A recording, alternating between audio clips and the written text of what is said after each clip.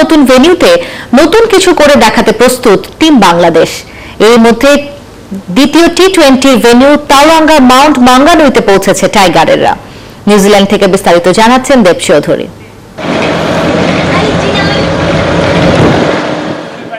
4 জানুয়ারি সকাল 10:30টার পরপরই নেপিয়ারের team hotel ছেড়েছে জাতীয় দল।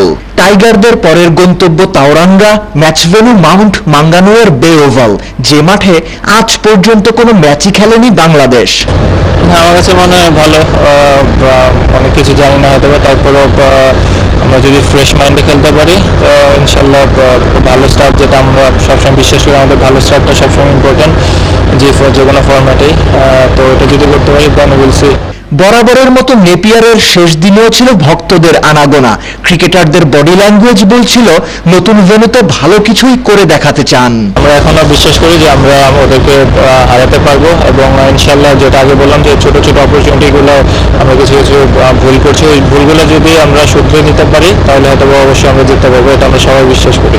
সিরিজের দ্বিতীয় টি-20 বে ওভাল স্টেডিয়ামেরও 2 নম্বর আন্তর্জাতিক ম্যাচ খেলা 6 জানুয়ারি বাংলাদেশ সময় সকাল 8টায়।